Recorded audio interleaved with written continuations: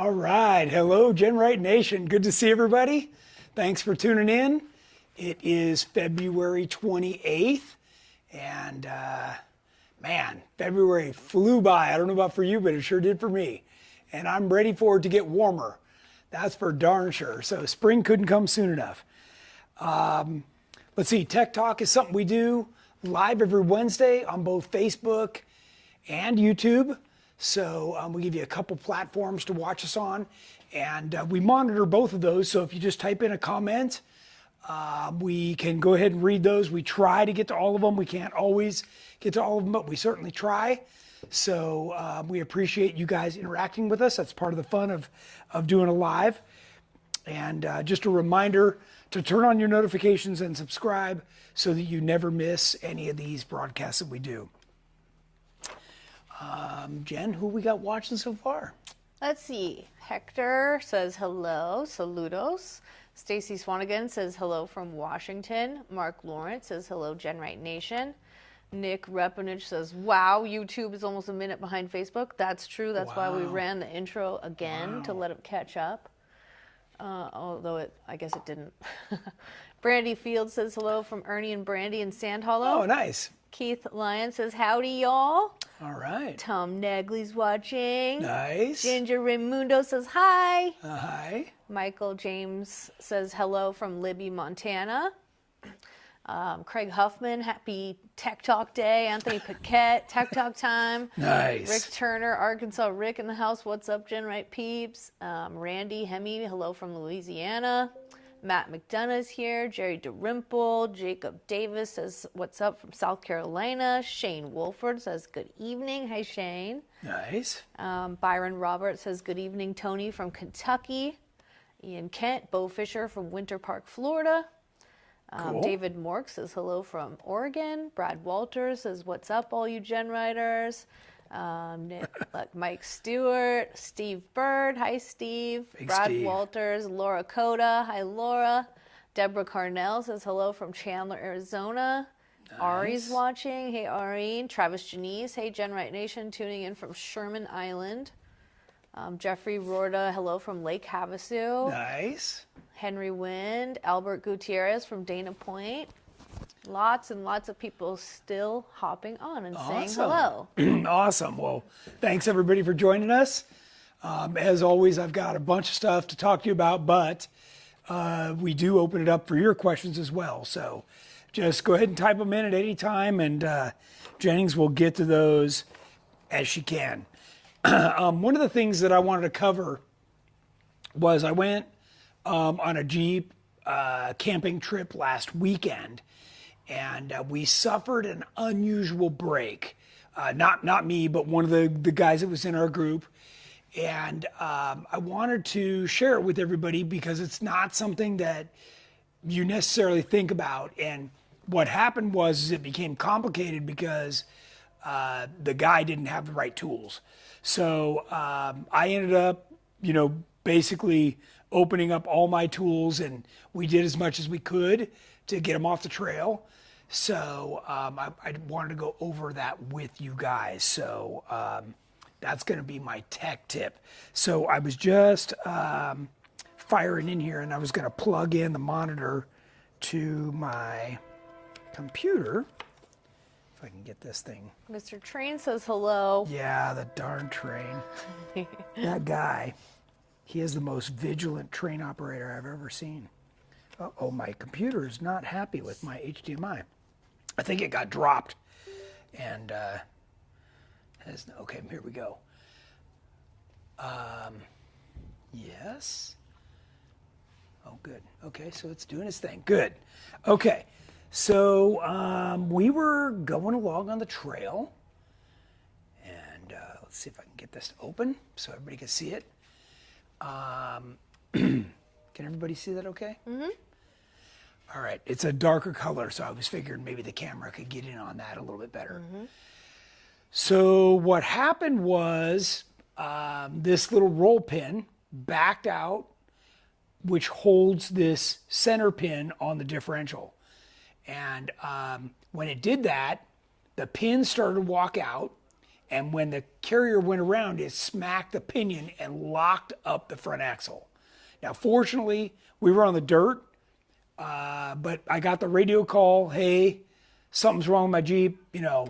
So we went back to see what was going on, and this was the culprit.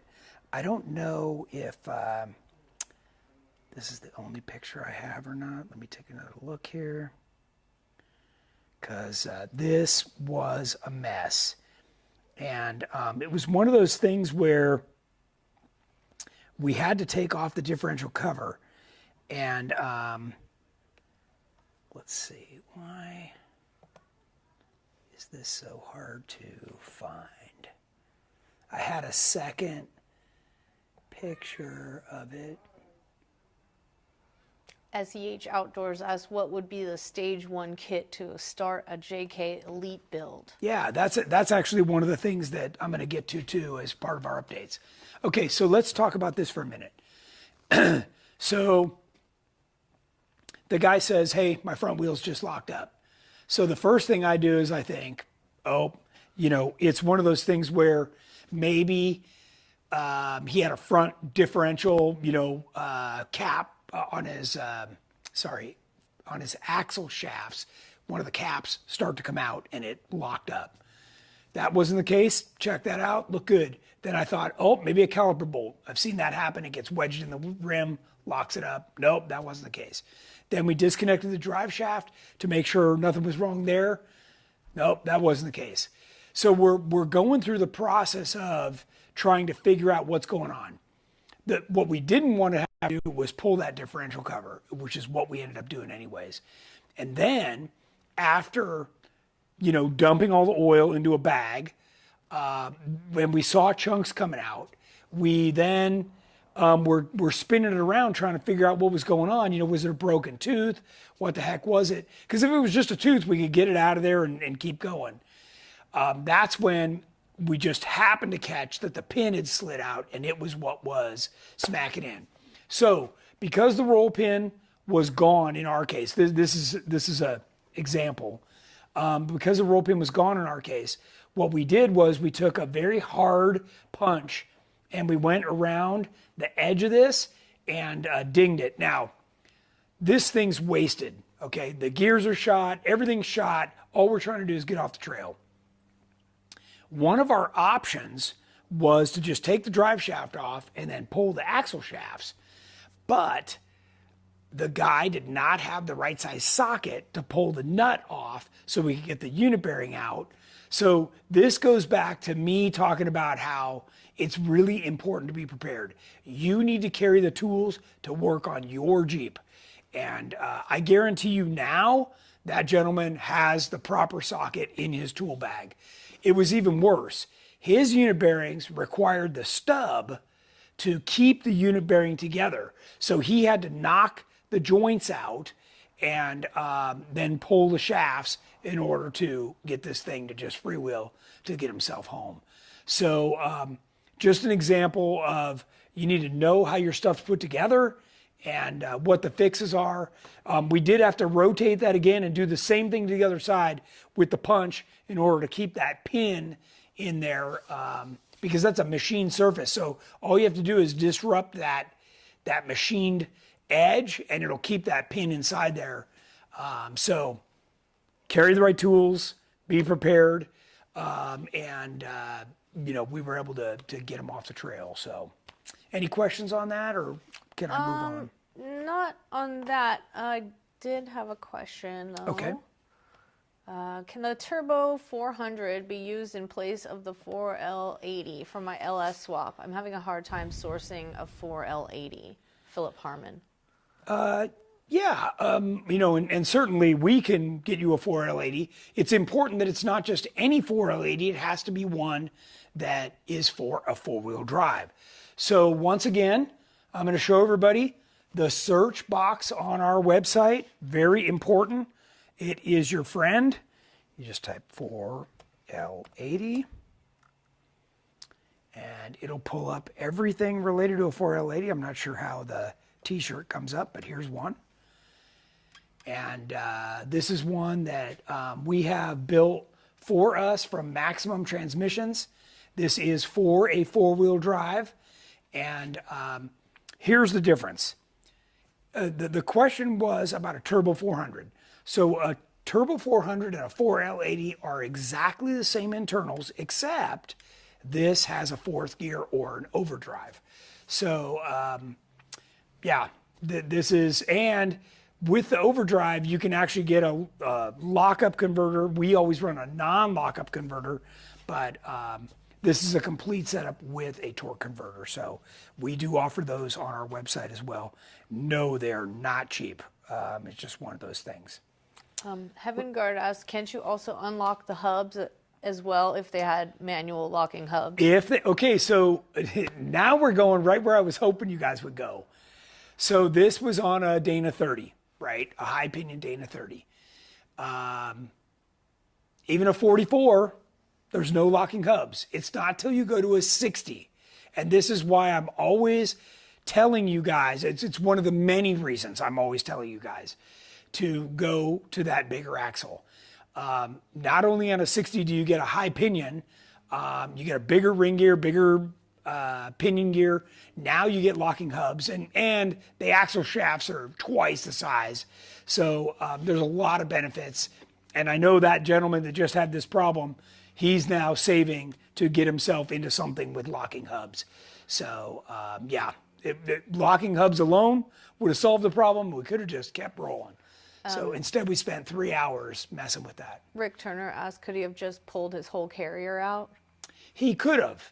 He could have just pulled the whole carrier out, except what that required was getting the axle shafts out, of which he didn't have the right tool. So a lot of people are excited to hear more about the Stage 1 Elite. Okay. KK. Okay. So we can talk about that for a minute. Let me see. What locker did he have in there? Do you know? I don't remember the brand. It looked like a lunchbox locker. No, it wasn't a lunchbox locker. It was doggone it. It was a brand I don't hear very often. But it was a hard locker, and it was a full carrier. That I don't know that picture was of his. It was just one that I found that I could show you guys what happened. So yeah. Question from Mario Sure. Roman. Hey, Tony and GenRight team. 03 Rubicon, Curry 3-inch coils, GenRight Highline fenders, and looking to stretch the wheelbase soon. What wheel offset backspacing do you recommend for a 37 12.5 R17? On which axles? It's a Rubicon. Okay, so Didn't say. you're probably gonna have to go 3.5-inch backspace would be my guess. Jennings, that's the same thing you had to do on yours. I have 4.5-inch backspacing. No. I think so. No, that's what I run. So yeah, probably 3.5. The wheel really has to be offset, and it really kind of jacks up what we call your scrub radius. So ideally what you'd like is the wheels to turn, but what happens is when you get the big offset on the wheel, they have to do this like It says arc. stock Dana 44s. Yeah, so yeah, you're gonna have to go to like a 3.5 in order to fit a 37. Yeah. Oh, your mom's watching. Hi, Nana. Hey, Nana. She says, when Anthony C. asks what's for dinner, chicken fried steak, mashed potatoes and gravy, and fresh broccoli and small salad. Thanks, Nana. Man, pretty funny. I think we're having chicken tacos. Angel Muniz, we should mention if you plan on doing the Terraflex 8-lug conversion, the price to do so could put it closer to a Dana 60 swap. Yeah. Okay. So let's talk about that for a second. So, sure, even for a Dana 30, Yukon Axle and Gear bought the worn hub kit for the Dana 30. But you know, if you're going to start sticking money into a Dana 30 or a Dana 44 where you're doing locking hubs and chromoly axles and all that stuff, guys, gals, you are getting really close to what it would cost you to go into a 60. Heaven Guard said, I guess I kind of lucked out. My Dana 44 has the manual locking hubs, 8-lug, even though it has the 19 spline outer shafts. Yeah, that's not big. And that might be on an older one. Steve Bird says he regrets not going 70s for a little bit more. What's the benefit of 70s over 60s? The 70 has a slightly bigger ring gear. It's about 1 inch bigger, but the big difference is the pinion. The pinion's massive. And I used to keep a bunch of them out here. But when we have a ring and pinion show, I bring them out. But a 60, pinion is pretty good size, but a 70 is just giant. So you have more teeth in contact. That's the benefit. Mike Stewart asks, I have the Curry 60 axle with the 44 outlers. Can I get locking hubs for that one? You can. That would be through Yukon Excellent Gear. So, yeah, you definitely can. Matt McDonough asks, do you bring any electric power tools, impact gun or ratchet? And beyond basic toolkit, what other specialty tools? Yeah, so I definitely have a 1/2 inch impact. I have a 3/8 impact. I have a drill. I bring my angle grinder with cutoff wheels and flap wheels. I mean, my normal setup is to have a chainsaw and a Sawzall and, basically every DeWalt tool and charger I have. And then I also have my Goal Zero, because all of those are battery operated, but then I have the ability to charge batteries, but I also bring extra batteries. And in addition to that, all my hand tools, fluids. I mean, again, here, let's do this. Go to company, go to Tech Talk, right there. You click on Tech Talk, and if you scroll down, there are all these free downloads right here, PDFs. So you don't have to worry about getting a virus or anything. And these are everything from vehicle inspection, build a door caddy, vehicle service log, shock settings, gear and axle ratios, torque specs, equipment checklist, like tools and equipment, a rollover thing. So if you or one of your friends roll over, this is the checklist to go through before you try and start the vehicle. Tent camping packing list, nut and bolt checklist, and spare parts for in your Jeep. So between this one and this one, you will have everything that I carry in your Jeep. So, and they're very simple. You just double click it and it will open the document, and then you can save it or print it or whatever you feel like doing. Okay, so these are really important checklists, and you can see right on here, grinding wheels and cutoff wheels, and I carry spare steering hoses, ball joints.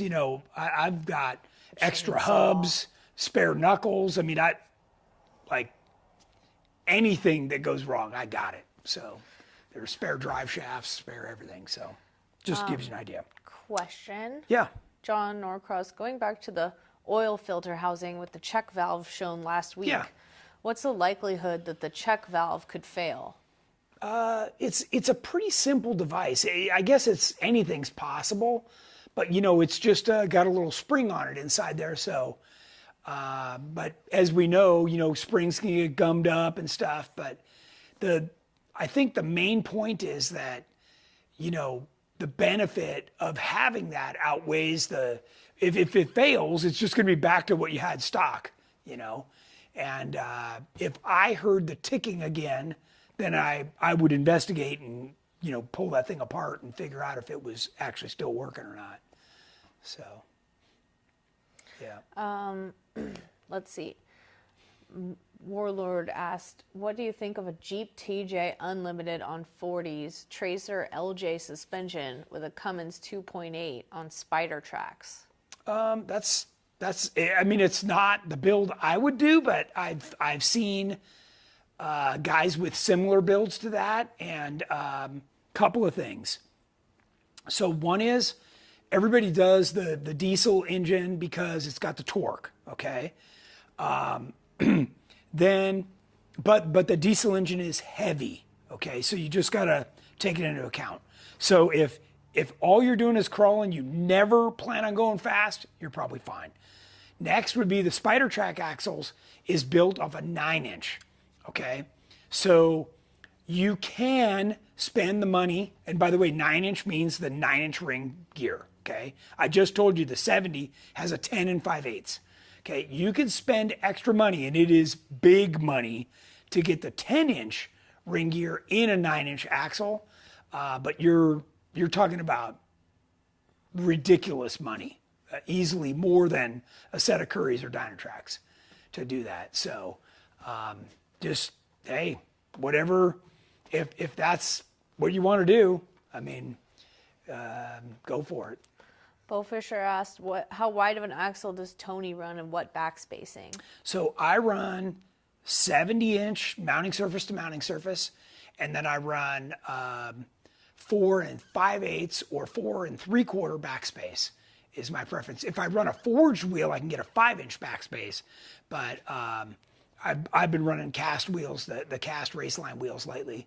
Right now I've got the Rhinos on, and actually, if Jennings spins around, she could show you that I actually have the 42-inch Mickey Thompson's on Terremoto right there. There you go. I just put them on with the Rhino Raceline wheels. Pretty sweet. Nice. So I'm getting Terremoto ready for TDS this weekend. So I just dropped the skids, checked everything out. Everything looks good. Threw the 42s on, and I am ready to rip. So I'll clean the air filter tomorrow morning. That just looks cool. We're ready to go. So sorry it's dirty. I haven't wiped it down since KOH. The thing gets neglected. It's like the shoemaker's shoes. You neglect all your vehicles. Whoa, that's close. Don't gas them up. Okay. Let's see. Oh, we had questions about suspension, but if you have more, I can get into that in a minute. Stacy Swanigan asked, for a build that will spend a lot of miles on the highway and lives where wet roads are 9 months out of the year, would Detroit lockers be difficult to live with? It does have locking hubs. Okay, great question. So number one, Detroit locker is hands down the most reliable locker available, ever made, the best. Okay, so let's start there. If you have an automatic transmission, the Detroit locker will be a lot easier to tolerate, so to speak. What happens is when the drive shaft unloads, the locker opens. And so if you're in a manual, every time you push in the clutch, the drive shaft slows down slower than the wheels are going. And then when you let the clutch out and give it gas again, it needs to find itself and grab again. And sometimes it'll, grab and make a noise or shift the vehicle a little bit. So again, in an automatic, it's seamless. You really don't notice it. The only thing you might notice is going around a tight turn, you might notice one tire chirping a little bit, but for the most part. Now, wet conditions, not as big of a deal. Icy or snowy conditions, bigger deal, okay? Because a lot of the time, in those conditions, you want a selectable locker so that, because when both tires drive, then your vehicle is more likely to try and slide over unexpectedly. So that's why a lot of people do the electric or the air lockers in those conditions, icy or snowy. So. Tony, did you guys ever figure out the 4xe problem? 4xe problem. I mean, other than I don't like it. No, I mean, I don't know what that means. Are we talking about the e-torque? Is that maybe? Because I'm not. Maybe they can elaborate on what the 4xe problem was.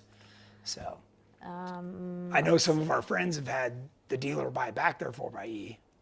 So. Yay. Oh, Patrick Vaughn says hi and says, yay, see you at TDS Desert Safari this weekend. That's Yay. right. We actually, I was going to talk about that too. We just packed the trailer. I'm going to load Terremoto in the morning, and then we're headed out to TDS. We get there on Thursday so we can get the booth set up and everything, and then we'll be wheeling Friday and Saturday. So if you're out there, we're going to have lots of apparel, some parts to sell. Obviously, we can sell everything while we're there. and then ship you the parts for whatever we don't have with us. But we'll have vehicles there and stuff that you can stop and look at.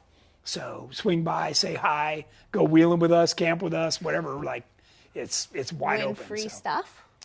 Yes. I do have some swag. You gotta Spin to win. spin to wheel. win, and yeah, we do have some stuff. So if you like free stuff, you probably want to stop by. Oh, they said about the 4xe, about getting the tire size right for it. Oh, I don't know that that was from the manufacturer. That their software couldn't handle that, but I have not heard anything about that, whether that update has been done, and you can accommodate for the tire size difference. Now, my friends were running 37s, and it still ran and did everything.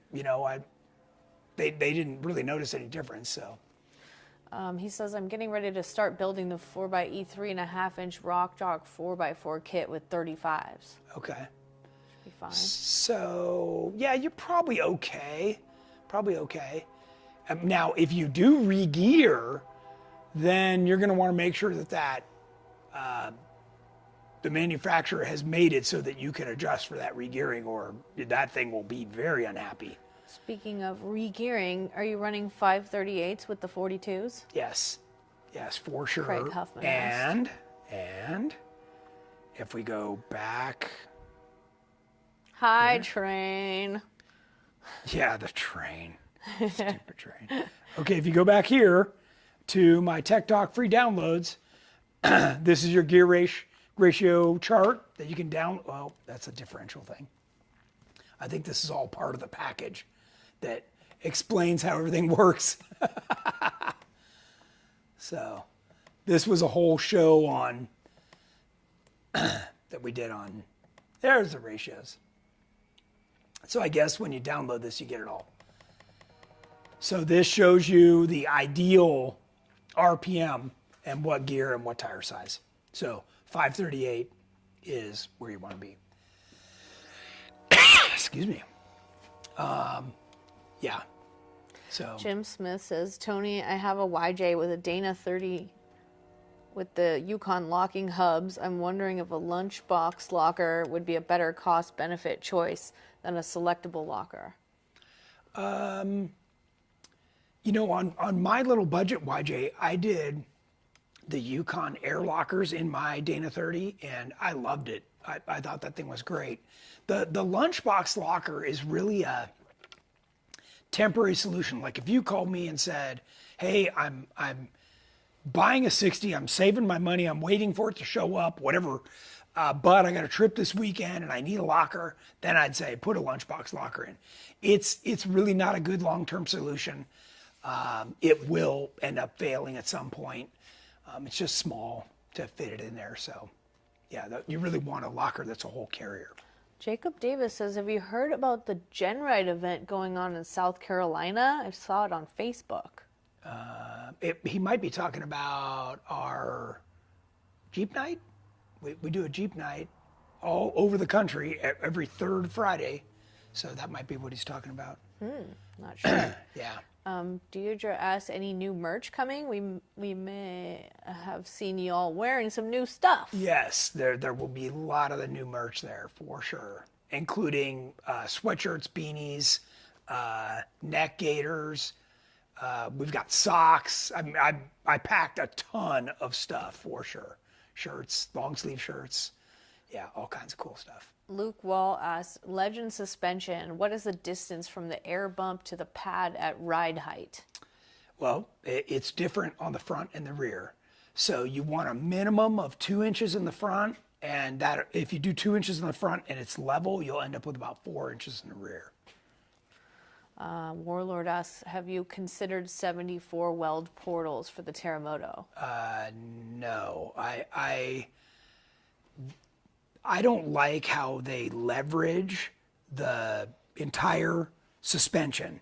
So we figured out a long time ago that between the upper and lower control arm, you need a minimum of 8 inches to keep everything from ripping apart, right? So when you accelerate or hit the brakes, and mostly it's hitting the brakes, you have to have a certain amount of leverage to hold on to everything. If you exceed that, then what happens is, and by the way, by putting a portal on that hangs down 4 inches lower, you've now exceeded that. You're going to, if you don't break the bolts or the mounts off, you're going to blow the Johnny joints out. So you may get away with it for a while, but it's not a good long-term solution. And your vehicle's going to sit like a monster truck. So I don't want my vehicle sitting that high. That ground clearance, I know how to work my way through rocks and not get hung up on stuff. I don't need that. Terry Runyon asks, are Terremoto and Aftershock going to s'more this summer, or just one of the two? Just Terremoto. Just Terremoto. And let's see. Yeah, Aftershock will be on the East Coast for Jeep Beach and Jeep Jam. And then it comes back out here. Let's see. Does the gear ratio chart account for the engine size? Matt McDonough asked, like V8, V6, 4-bang, or diesel. No. What it does is it's putting you in the RPM range, and you can see faintly what the other RPM ranges would be.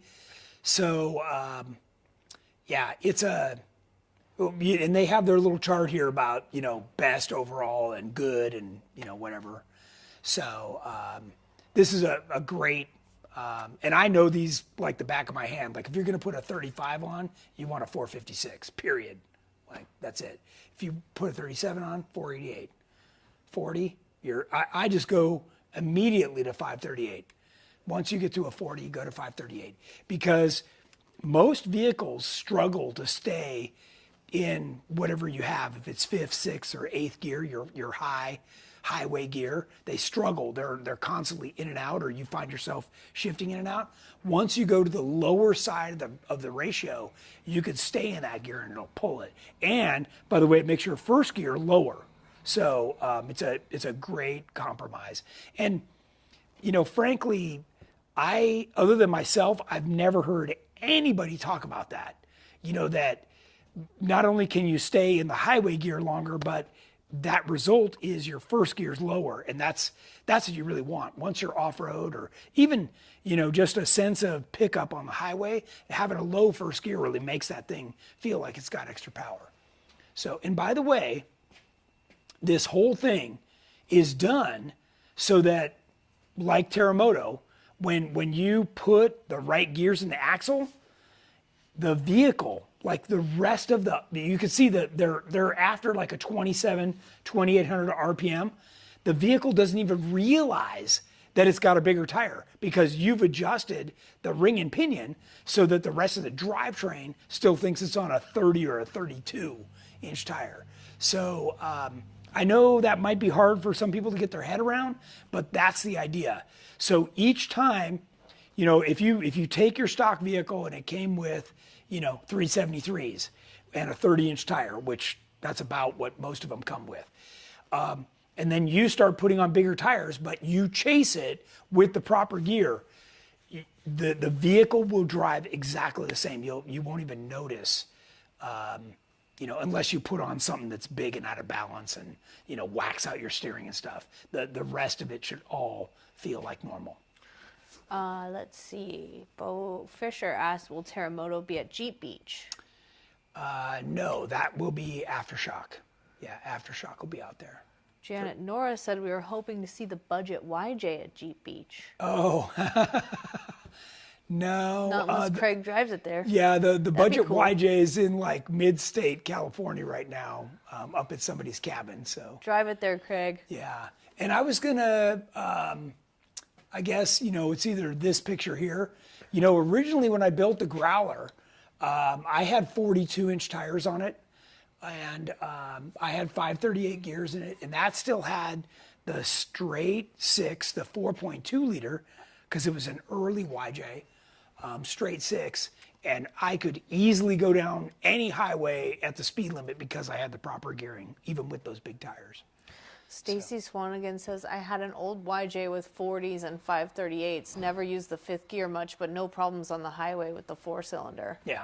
Oh, with a 4-cylinder even. Yeah. So there you go. Yep, not bad. Okay. Okay. What else you got? Want me to go on to suspension now? Mark Lawrence asks, is that a new design polo? Oh, no, it's a rarely worn polo. People want new merch. They do, huh? Okay. Look, I was just putting our clothing racks together for TDS. Yeah, right behind us. In fact, this is some of the new stuff some going. of our new stuff is right here, ready to go to the show. Yeah, and even some of the stuff behind it is going. But we need more. I know. Yeah. So we'll have some deals on that stuff Want too. more. Yeah. Okay, you can bring Growler then. Yes, Jamie, drive Growler to Florida. Okay.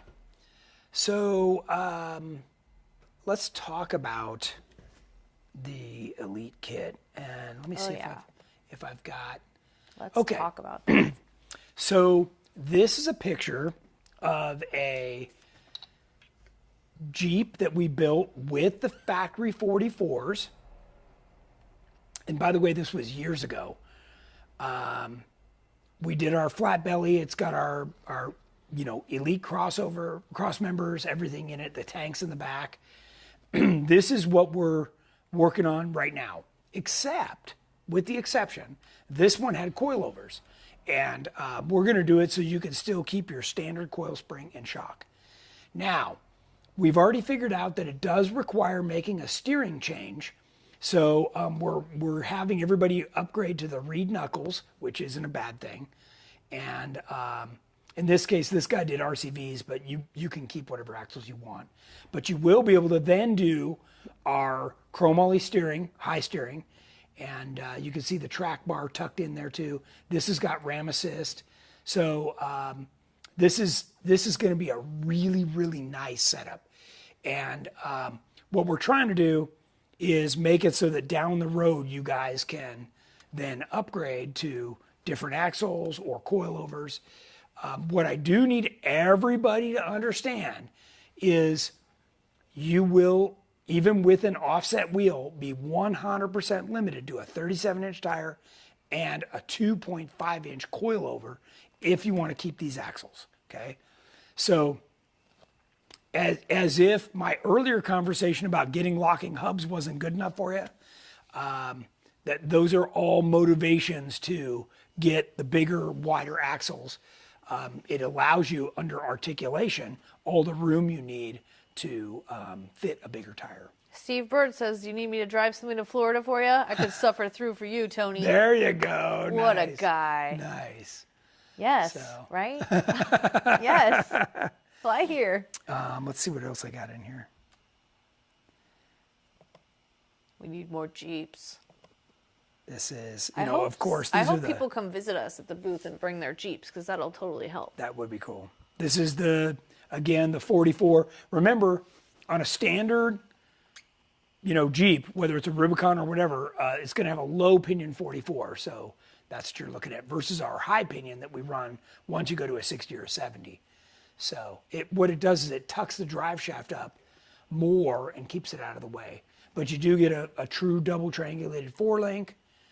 And again, this one here, the guy did the coilovers, but you'd be able to keep your coil springs. So yeah, we're working on it. I mean, I think we're going to pull in my business partner Shane's Jeep next week and start tearing it apart to put the new stage 1 kit on it. So we're close. Any idea on price? No, not yet. We talked about that today in our meeting. I'm starting to hone in on a package price. So it's going to be pretty darn affordable, I can tell you that. Cool. Yeah. We're all caught up right now. Okay. Let's exit out of here. Everyone's super into that. Yeah, I'm sure it's going to be hot. Well, we have a question that just came up. Sure. John Norcross, with the new kit you just mentioned, you said it would limit you to a 2.5 coilover. Yeah. What's the limit on a coil spring? The same 2.5? So here's the thing is your standard shock that's with a coil spring is tucked in more. When we do our Elite kit, or the EXS or the Legend, right, or the Tracer, like everything GenRight, what we do is we move the spring and dampening control all the way out to the wheels. And what that does is it gives the vehicle a much more stable feel. But when you articulate, it also narrows that window in which you have room to fit the tire coming in. So there's always that fine line. So when you run the axles and everything the way we say, axles, backspace wheels, everything, then you can run up to a 3-inch diameter. So let's touch on this briefly. So we're going to start with a 2-inch diameter shock. That we'll call that 0, okay? And if you have a nice quality 2-inch diameter shock, you know it's better than the factory one by a mile. When you go from 2-inch to 2.5, and this is whether it's a regular shock or a coilover, you get 66% more dampening control. When you go from 2.5 to 3.0, it's another 66%. So you can see there's a huge window and why I'm running 3.0s. And I know everybody out there is going, well, Tony, I don't go fast like you. It has nothing to do with going fast. When I was back at Windrock this last summer, there was an obstacle where you just had to carry some momentum and bump up this thing. Well, the amount of dampening control upon compression and rebound, and then for it to resettle once it landed, kept me under control. I had traction. When you don't have the right dampening control, the thing bounces and bucks and, you know, you're spinning all over the place. And what I saw was guy after guy, you know, hit the same thing and they'd either bounce straight up because they had so much, you know, so little rebound, or, you know, it would bounce out of control and they'd end up sliding back. That's how you break a ring and pinion. That's how you break a lot of stuff, by doing that. So, I'm always trying to put it into context so that everybody can understand. You want outboard shocks. You want the biggest shock you can get, no doubt. So let's move on, right? So you're hearing me now. Maybe you're hearing me loud and clear. Now the difference is, if you're going to go buy a 2.5 or a 3.0 standard shock, you're out of your mind. Okay, if you're spending that much money, you should spend a little bit more and get a coilover, because now the spring and dampening control are in one plane, and you can get a true dual rate spring on a coilover, and you can mount it further outboard. There's so many pros to advantages to going with a coilover, and it's why you see all of us running them. It really is a huge advantage. So that's hopefully some of that sinks in, and it's what my staff, my design team is struggling with on this stage 1 Elite is they don't want to go back, you know. And I'm like, well, we've got to give people the stepping stones to get, you know, to buy some of the stuff now, then upgrade the axles, then upgrade to coilovers. So we're going to be able to do that in stages for you, and make it more affordable, more digestible, I should say. Jeff Lone asked, is there any shock and spring that will be recommended for the Stage 1 Elite, or will work with most coil springs and shocks? We're going to start with, I think it's a Rock Crawler 3.5, I think is what we're starting with. And then we'll be able to tell people from there, you know, hey, if you want to sit lower, then try this, you know, or whatever. But we're not going to get into the market of selling standard shocks and springs. Quite frankly, I don't want any part of that. There's so many people out there offering that stuff. And most of you already have it on your Jeep, right? So you're probably already happy with whatever your lift is. And what I'm trying to do is make it so you don't have to buy that stuff. We just want you to be able to buy the cross members, the skid plate, the gas tank, and get this thing underneath your Jeep so that you're started. And, yeah, correct a the steering. couple people just said, like, it won't be wasted money because you can upgrade it down the line. That's right. That's right. Can't wait to see the finished product. Yep. Why not a 2.5 inch coilover and 2.5 inch triple bypass side by side? Sure. Yeah. I mean, we don't do that because external bypass shock is noisy. The internal bypass shocks that I sell with all of our kits, it is tuned by me. So I went out with Fox, I went out with King, and I got all the spring rates, I got all the dampening, I got everything exactly right for the suspensions we sell. So you try and put our stuff on other kits, I don't know, or with other, combinations of, look, when I first got into Jeeping, I was super, super pissed off, like you should be, that when I got into it, it was like, oh, buy this from Parts Mike, and buy this from Terraflex, and buy this from these guys, and I got all this stuff on my garage floor, and I was like, first off, I'm missing hardware. How am I supposed to integrate all this stuff together? None of it fits, right? None of it was, Terraflex doesn't design stuff to work with Parts Mike or TMR or whoever, our tech. Like, that's not how the world of off-road industry works, guys and gals. None of, even the stuff I design, I don't design it to work with anybody's stuff. It works with our stuff. Okay. So when I got pissed off about that was when I decided to start GenRight. I was like, if this is the best the off-road industry has to offer, I'm going to smoke these dudes. I'm going to come out with everything that fits together the right way with the best hardware. None of this coarse thread crap. It's all fine thread, unitorque nuts, grade 8. Everything we do is absolutely first rate. And I honestly, I just didn't want to do anything less, because what happens is you're the guy stuck on the trail. And I know even when I was back at Windrock, I had all these guys that were like, haha, look, I'm keeping up, blah, blah, blah, till their track bar ripped off.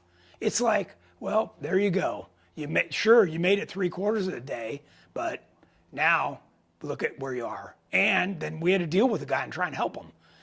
Of which, by the way, I had all the right shit. I had the piece of chain, I had the bolts, I had the straps, again, go back to my list, carry all the right stuff. And you know what I know is if you carry all the right stuff, you never need it for yourself. You can help other people. You're like, preach, Tony. Yeah, I know. Sorry. But I honestly, No, I got tired truth. of the bullshit. You're spending your hard-earned money and look, I can't tell you how many times I overhear, I sit right outside the sales department, right? I got 3 guys there and I overhear them talking to customers all day long. So many times somebody's on their 2nd, 3rd, 4th suspension redo.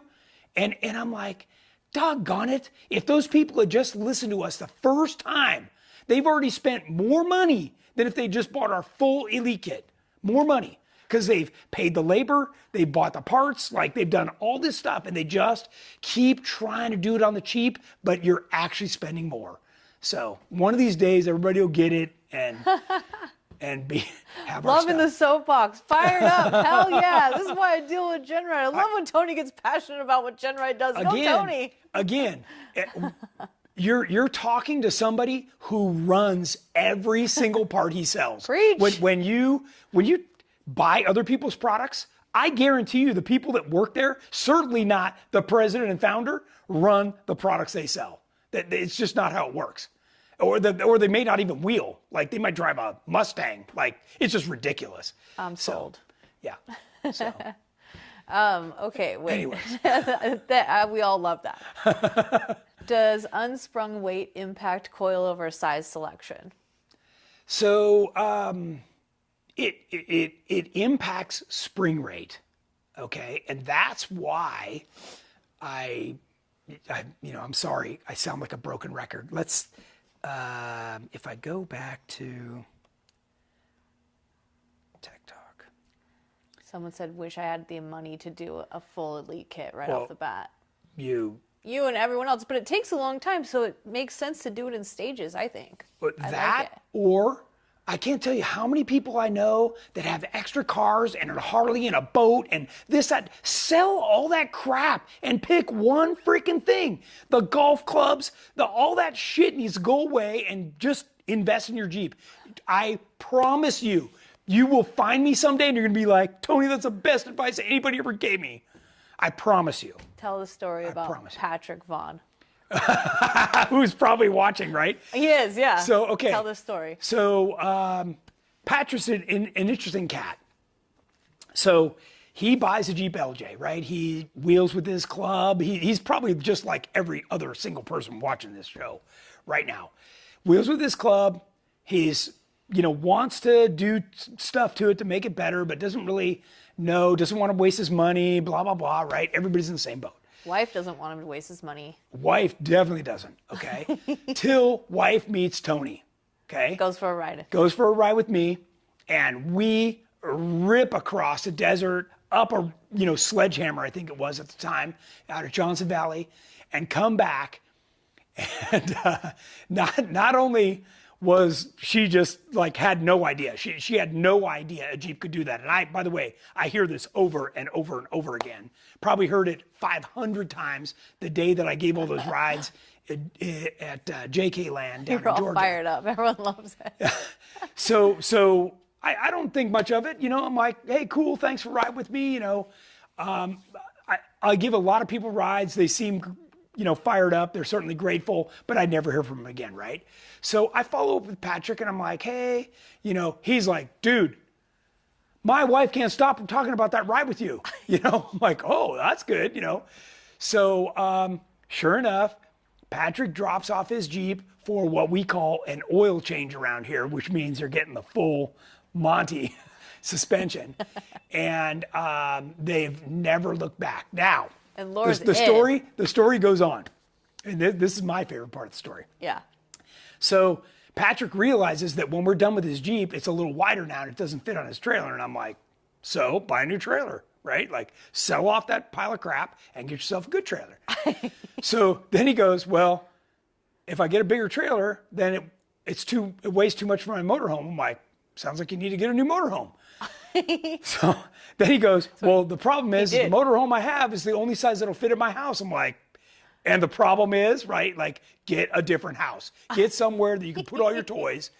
Well, let me tell you, just a couple months ago, Jennings and I went to Patrick's house, brand new house, with all the room and everything, and it's super nice. They're so happy. And you know what they did? They thanked me, just like I told you would. Like they needed your permission or something. So everybody, you have permission. There you go. Sell all your crap and build your Jeep the way you want. I'm not selling snake oil. This is the real deal. Easy, Tony, easy. They do offer a firm, Jeff Lone said. I don't know. Okay. All right. Question. Daniel Partita asks, could my 37-inch tires cause death wobble? All other suspension parts have been changed. Running out of possible things to look into and check off. Thanks. Okay. Good question. So here's what happens. If you're chasing death wobble, chances are you've already screwed up your tires. So you get 1 or 2 times of death wobble, and now your tires are worn, and I don't care what you do. You could put them on a friend's Jeep, and you're going to screw his Jeep up. Those tires are jacked. So you either need to find somebody who has a tire truer, or you just need to throw them away and get new tires. Great question. I warn people about that all the time. Okay. So I actually opened this sheet here because I wanted to show everybody this is how I help you set up your shocks. Wait, question. Sure. Wait, 2 questions. Matt McDonough, do you need to know the Jeep's weight for the shock tuning and what coilover springs to get or set up? So here's what we do. When you call here to order your suspension, my salespeople are going to ask you questions. So I made a very simple cheat sheet for them that basically says, ask the customer whether it's a Jeep with no top, right? So we have to know, is it super light, no top? Is it hard doors, hard top? Is it spare tire and gear on the back? All of those things make a difference. And each time you answer the question yes, you're going up 50 pounds of spring rate. Okay, so yeah, but we do run you through a little drill and we'll get you there with the right spring rate for your vehicle. Okay, and then if you're struggling, you fill out this sheet and you message it over or email it to me, and then I can tell you exactly what to do within seconds. Okay, and then Adventurer Us said, considering moving away from the TerraFlex 4-inch Alpine long arm kit in favor of an Elite kit. I have a 2015 JKU that's been fitted with a Gen 5 LT1 with a 10L80 transmission. Fitment concerns. Let's talk. Yeah.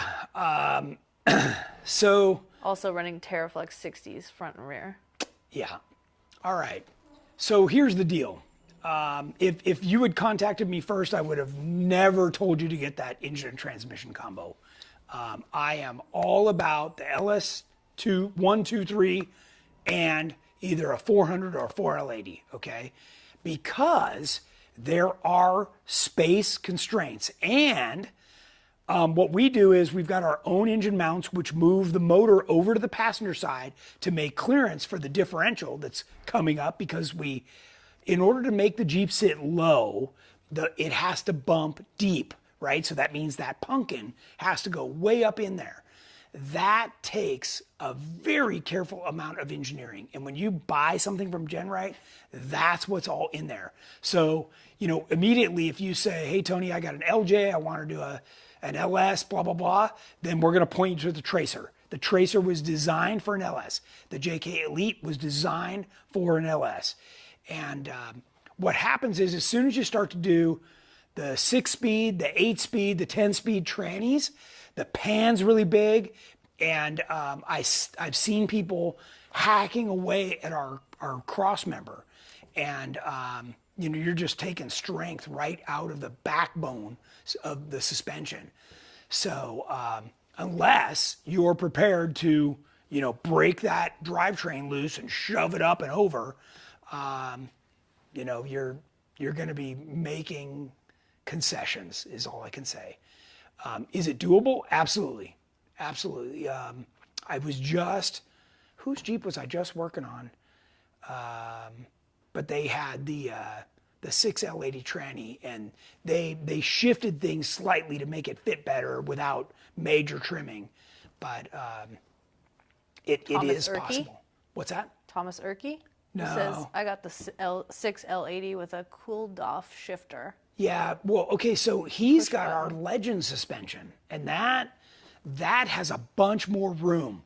When you talk about the JK Elite or the EXS, there's a giant cross member that runs just after the transmission. And when the transmission gets bigger or longer, then that becomes a problem. So that's where it all stems. You'd still be better off to run our suspension. It's built much more heavy duty, and in the long term, you'd be better off. And when you're building it, if you reached out to me and took a few measurements, I might be able to make some suggestions on what to do.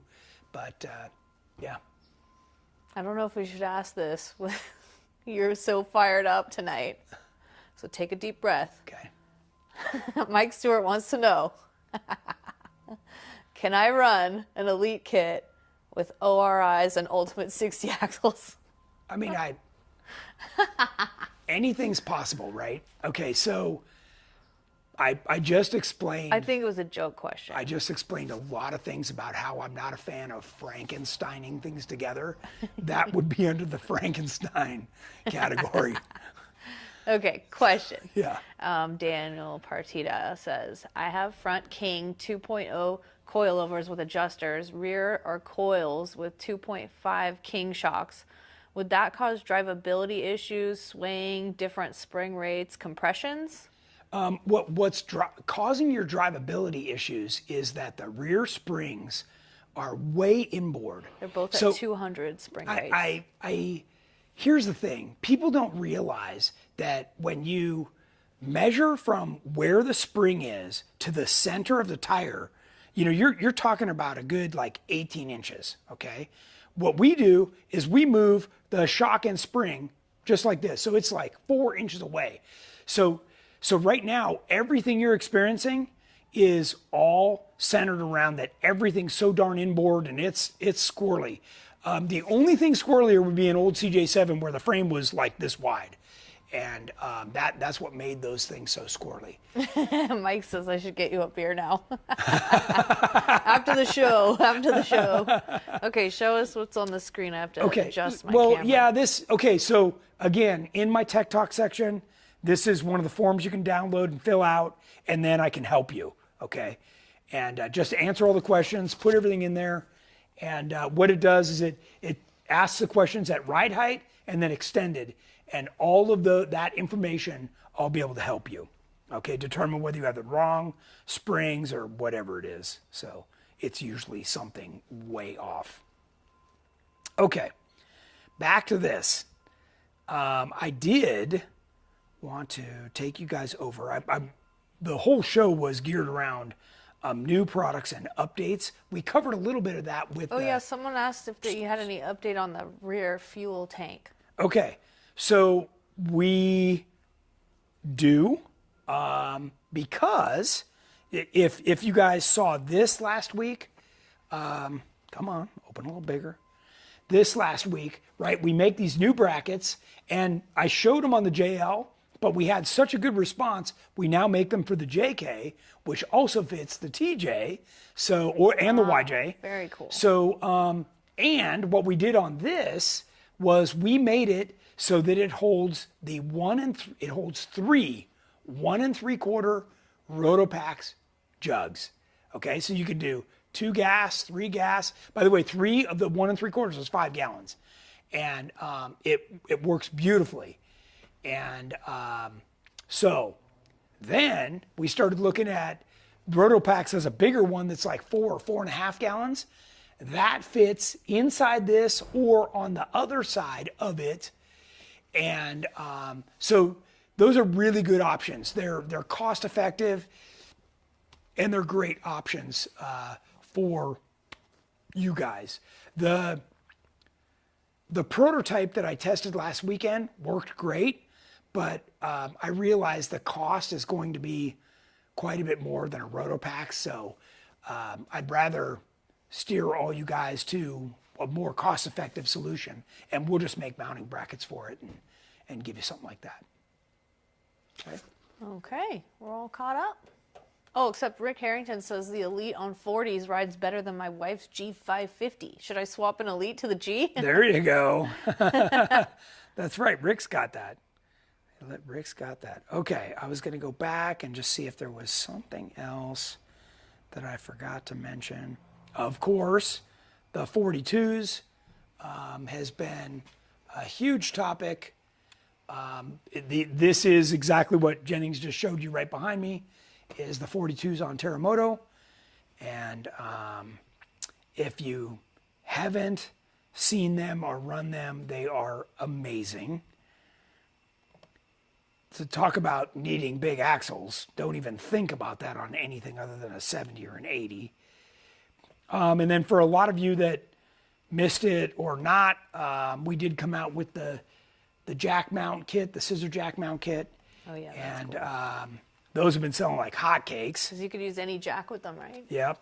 That's very cool. So, and we'll sell you a jack if you want, but you can just use one, anything you find.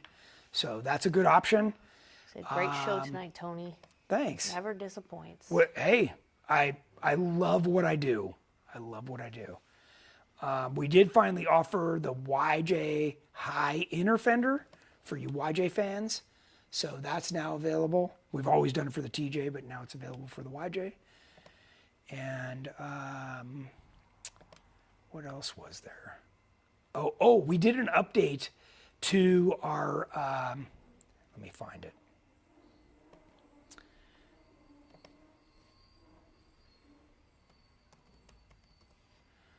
Our access plates. So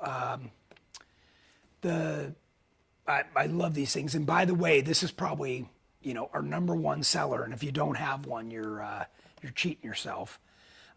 This is the fuel pump access plate. So once you put it in the floor, and all these little notches are to fit around the ribs in the floor, then without dropping the gas tank down, you can get in and check your fittings or pull the pump or whatever you need to do. Very affordable, really nice.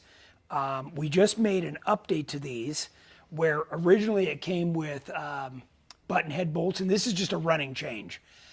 Now it's all flush mounted hardware. So those are some of the newer things we're doing, and we ended up laser engraving the logo.